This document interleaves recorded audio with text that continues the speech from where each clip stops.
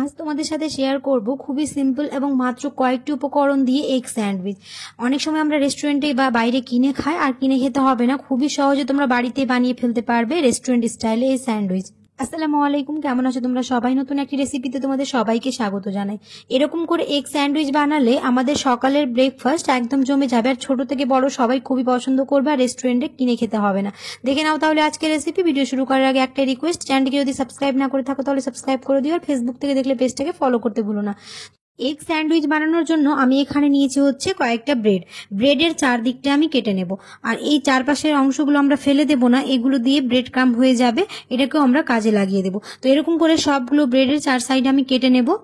সকালের জলখাবারের জন্য এই এগ স্যান্ডউইচ একটা পারফেক্ট রেসিপি, আর হয়ে যায় খুব তাড়াতাড়ি এবং খেতেও হয় অসম্ভব মজাদার। এখানে আমার সবগুলো ব্রেড কাটা হয়ে গেছে, আর আমি এখানে 3টে ডিম সেদ্ধ করে নিয়েছি। এখানে তোমরা যে যেরকম কোয়ান্টিটি করবে সেই অনুযায়ী নিয়ে নেবে। দিয়ে আমি গ্রেটারে ডিমগুলো খুব ভালো করে গ্রেট করে নেব। তবে আমি এখানে 3টে ডিম দেবো না, 2টো ডিমে দেবো। 2টো ডিমের আমাদের খুব ভালোভাবে হয়ে যাবে স্যান্ডউইচ। তোমরা চাইলে এখানে কম বেশি করে নিতে পারো। এবার দিয়ে দিব হচ্ছে এখানে গাজর। আমি গাজরটাকে গ্রেট করে নিয়েছি, তবে চাইলে তোমরা এখানে ছোট ছোট করে কুচি করে কেটে নিতে পারো, তবে গ্রেট করে দিলে আমার মনে হয় বেশি ভালো লাগে খেতে। শসাটাও তোমরা চাইলে এখানে গ্রেট করে দিতে পারো, তবে আমি এখানে ছোট ছোট করে কেটে নিয়েছি। আর দিয়ে দিলাম হচ্ছে স্বাদ অনুযায়ী নুন, একটু চিনি, 1 চা চামচ গোলমরিচ গুঁড়ো। আর আমি এখানে একটা গাজর আর একটা শসা নিয়েছি, এটাতে আমার হয়ে যাবে।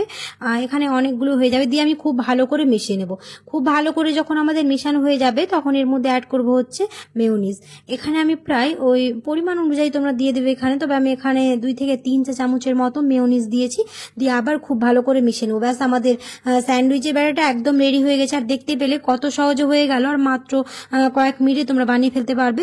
কাটাকুটি করতে যতটুকু সময় লাগে তারপরে আর কোনো রকম সময় লাগবে না, মাত্র কয়েক মিনিটে তোমরা বানিয়ে ফেলতে পারবে এই এগ স্যান্ডউইচ, সকালে জল খাবারের জন্য হোক বা বিকেলে একটুখানি স্ন্যাক্সের জন্য।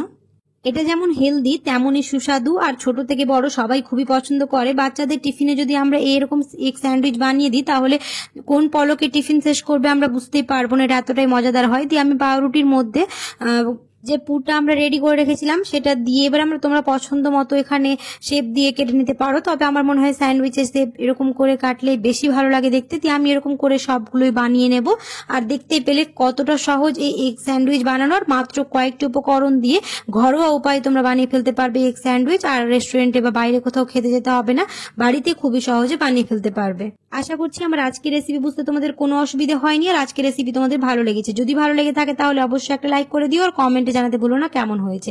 আর এরকম করে পরিবেশন করলে আমার মনে হয় সবাই প্রশংসায় পঞ্চমুক্ত হবে।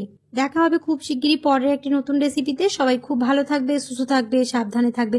আল্লাহ হাফেজ। আর যারা এরকম করে ট্রাই করেছো তারাও আমাকে কমেন্টে জানাবে, আর যারা কোনোদিন ট্রাই করোনি তারা অবশ্যই ট্রাই করে দেখে নিতে পারো কতটা মজাদার হয় এই স্যান্ডউইচ, না খেলে বিশ্বাসই হবে।